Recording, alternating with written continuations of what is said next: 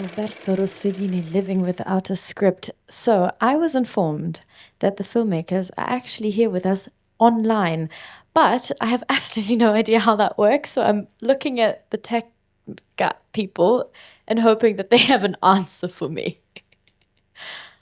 Are we pulling? Oh, something's happening. Okay, promising. Here we go.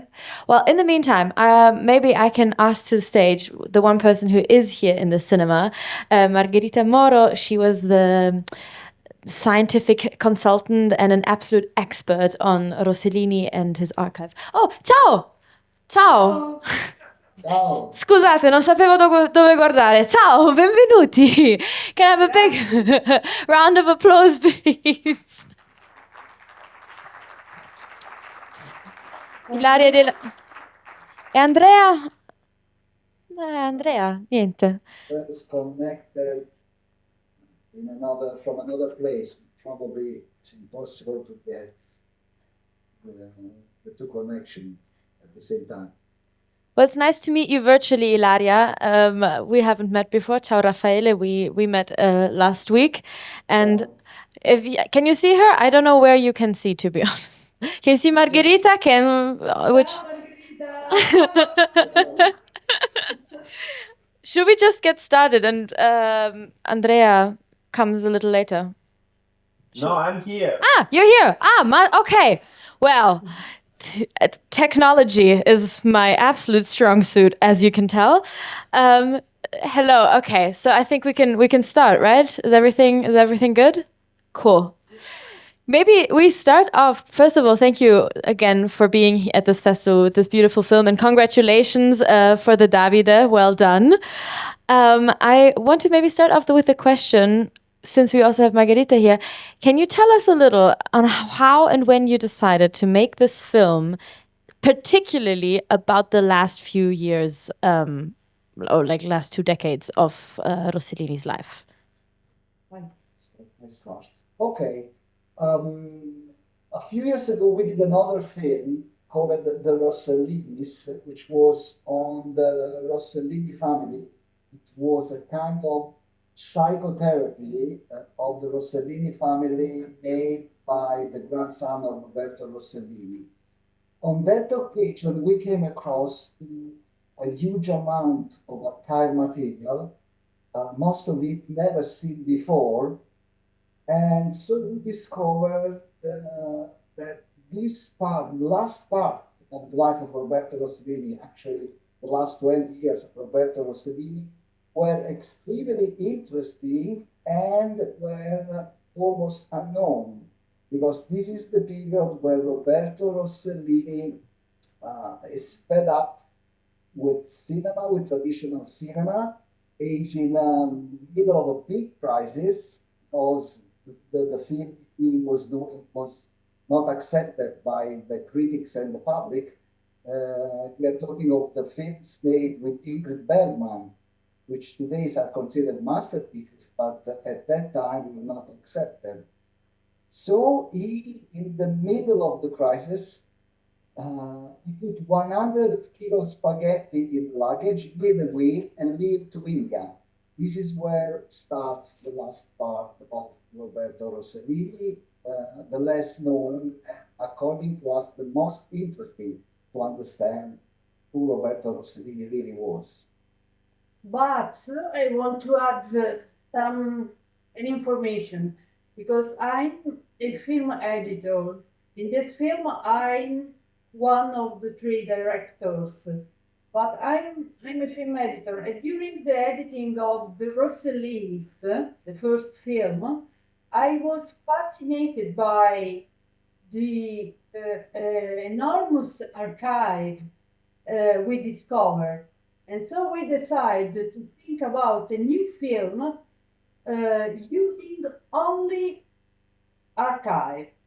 And that was the beginning of the idea. Maybe this is a perfect bridge to my next question. The archive material, so did you already find most of it researching your first film, or how did you go about even if you did, then weaving it into this very cohesive, almost scripted kind of documentary that you then like later pieced together. Can you tell us a little about that process? Andrea, you want to add? Okay. We had Margherita with us because she is the maximum expert in the world of the second life of Rossellini, and a little team of archivers, two archive producers, and finder, and so we had at the debut an amount of archives, but while we were writing, we were looking always for something new, and so Margherita was a sort of guide for us. Maybe she could say something about that. Yes, Margherita, do you want to give us a little insight on how your work was with this film? Yes, absolutely. So thank you, Andrea. He's really kind, maybe too kind. Can you hear me? Yes. Okay. So basically, for example, I work a lot. I started my research about Rossellini almost 11 years ago. And I started at one point at the beginning of my PhD. I've worked in the private archive of Renzo Rossellini. That at one point, after 1 year that I was trying to build the relationship with him, he told me, you know that I have a private archive that is completely unpublished. And I was like, interesting. So we decided that I was like allowed to work on this private archive, and I worked in the private archive for 4 years. And while I was like looking at a lot of the documents that you saw in for example, the letter that Ingrid wrote to Roberto saying, I'm happy to tell you that you were wrong. Or, for example, all the letters that Rossellini wrote to Rai, these are the kinds of material that I found in Renzo Rossellini's archive. And when maybe Ilaria, Raffaele, and Andrea needed like a piece to build like a connection from a point to another with the materials that for the first time they are shown in the documentary, we built this kind of relationship, trying to work all together to find a piece of archives. Because working with archives, when we talk about Rossellini, it's not really easy, because it's not like Fellini or Antonioni, where you have one huge archive in Rimini, for example, where researchers can go and just do research. With Rossellini, we have 20 archives all over around the world, so it's not really easy managing this kind of work. Maybe this is a good time to open the questions to you, the audience. Now, I'm not entirely sure if we have a microphone running around. Yes, we do.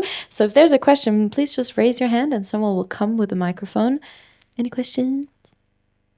So far, no. Okay, you're still shy. That's all right.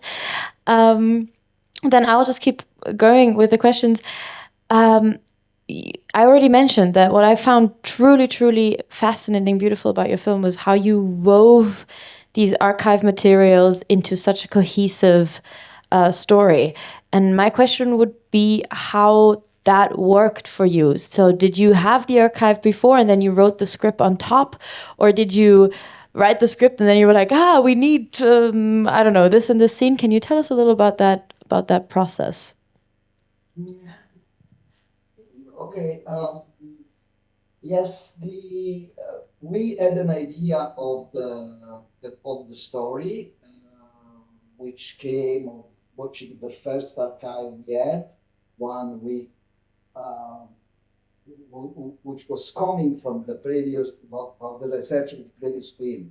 So we started writing the story, and then it has been a mix, in the sense that while we were writing the story, and we found that we need, because we found some words, some letters, some part of the story that needed pictures or archives. So we were asking the archive to produce search for those specific pieces.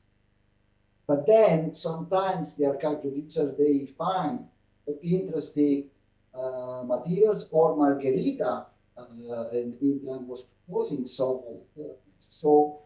the archival material came from the archive producer, which we're not expecting, or the documents coming from Margherita were influencing our writing. So it was in and out. So it was a collaboration made by the whole team. This is how we built the story at the end. Is there any question now, maybe from the audience? But if I can't see you, please scream because it's quite bright up here. Yes, I see one. Microphone's on the way. Thank you. I really loved the movie. Thank you very much for this. I have maybe a very technical question because you were talking about 20 archives that you have to go through. More or less. So did you get all the archives together so that the editors could work on one point, or did they have to go through like 20 archives? No, of course, we were a team, so I was not the only one working on, because probably I was more involved in like documents. So because I've spent the last 10 years like rewriting this kind of materials that I found that Rossellini wrote. But of course, there were other people really connected with all the images, all the videos. So of course, it was like helping each other in finding what the directors need to build the story. My personal research, because of course I've met them 3 years ago, but I started like 11 years ago. So in my research, I have been like in, I would say 8, 9 archives all over around the world. I was in Houston. I just have been in Canada. So since Rossellini for me became more an obsession than a passion, of course, I've spent a lot of time in the archives. But for the documentary, there were a lot of people working on different archives because it's like a huge amount. And also it's the first time that someone is talking about the last 20 years of Rossellini's career, because it's like 20 years that also scholars, they were not really interested, I would say, in one hand, but on the other hand, the huge problem was materials. So now with a lot of people working in archives and also with Renzo Rossellini's archive, a lot of things came up. And now literally we can rewrite a lot of aspects of the director's career. But we were a team, like it's going to take like an entire life for one person to manage this amount of materials. I'd like to add one thing, not to add, to specify, because the archive sources are not 20, but are more than 50. Just Great. And about the process of the creation of the film, we have 2 levels in the film. The levels of the voices, some very famous actors, the Italian actors like Sergio Castellitto, Kasia Smutniak, and Vinicio Marchioni are the voices of Roberto Rossellini, Ingrid Bergman, and all the characters of the film. This is the level of intimate words, personal words of each character. And there is the other level of the archive, the document, in terms of archive material and documents from Margherita. So during the editing, I was very busy in the editing of archive material, and Andrea was searching the words for the actors, and sometimes said that he finds some incredible words from newspaper or from letters, and we asked Andrea, no, you have to say, where did you find these words? Because we want to be sure that there are really the words of the document or from newspaper or from books. And so it was a very scientific job. And it shows, and I think you did a terrific, like also not only artistic but exactly like even scientific job there. Is there another question in the audience? Did I miss something? No, I thought I saw an arm. Oh yes, there's an arm. Yes, you can say it in Italian and I translate it. Wait, the microphone's coming your way. Okay, we're passing it along. Great. Teamwork makes the dream work. Here we go. Grazie mille. Preferisco parlare in italiano perché esprime appunto la gioia di essere qui presente e anche di esprimere i miei sentimenti. Non ho veramente una domanda, però voglio farvi complimenti e sono veramente grata di aver visto questo film, in quanto mi dà assolutamente una nuova immagine di Rossellini. Come voi dite, da quello che ho capito, questi archivi non erano ancora stati veramente aperti e resi aperti al pubblico. E quindi è bellissimo aver visto Roberto Rossellini sotto questa nuova luce a cui avete dato voi, secondo me, questa forma. E è impressionante vedere quanto fosse umano, quanto, cioè, non solo il regista che si conosce, che si è abituati, se uno lo ama, a vedere, però secondo me è una riscoperta di Roberto Rossellini e di tutta la sua famiglia, tra l'altro, e la sua pazzia, questa voglia di libertà e quindi la determinazione di andare avanti nella sua via, fregandosene alla fine dei soldi e trovando un modo per produrre i suoi film con i propri soldi. Quindi vi ringrazio assolutamente, per me è un bellissimo film, complimenti a tutti voi, grazie mille. Grazie mille. I don't think I'm going to translate all of that, but basically to the audience because you guys understood. But just thank you for making this film and showing Roberto Rossellini in such a new light with all his passions and his humanities.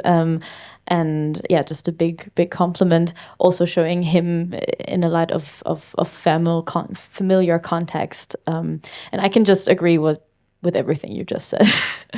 Maybe family is a good keyword though, because I was wondering, you work so much with family archives, let it be letters, let it be quotes, and I think also Isabella's real voice. Can you tell us a little bit about how it was working with the Rossellini family and maybe what they thought of the film? Andrea? Okay, so the Rossellini family is our job since 1998. At the debut, it was not so simple because the last film, directed by Alessandro Rossellini and produced by Raffaele, edited by Ilaria, and written by me and other co-authors, was a film about the family in a new way and in a very passionate way, ironic way. And so the families sometimes were not so open to speak about families' problem, drugs, how the grandpa Roberto was in the family, sometimes was very strong with all the children, and he had three wives, and so it was a complicated family, and so for us it was difficult to work. But in this time, it was all new because Isabella Rossellini, that is in the film with her own voice, was surprised when she watched for the first time the film, because he said, wow, it's my father. For my first time after his death, I see how he was, how I remember that he was. And so she invited all the family to the screenings at the festival because she loved the film. And so it was an incredible moment of join the family in the memory of Roberto.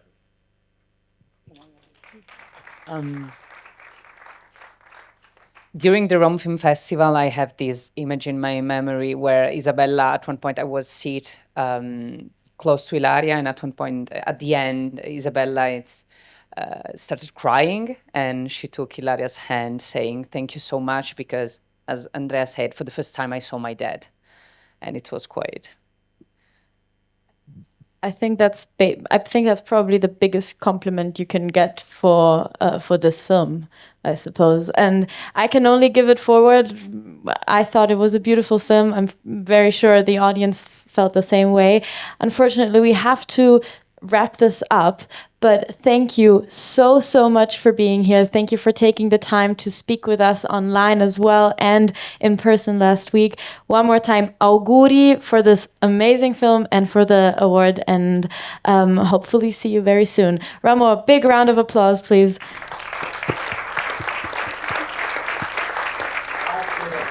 Grazie a voi. A presto. Ciao.